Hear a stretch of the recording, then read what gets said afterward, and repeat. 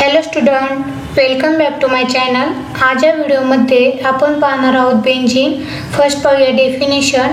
Benzene is an organic chemical compound with the molecular formula C6H6।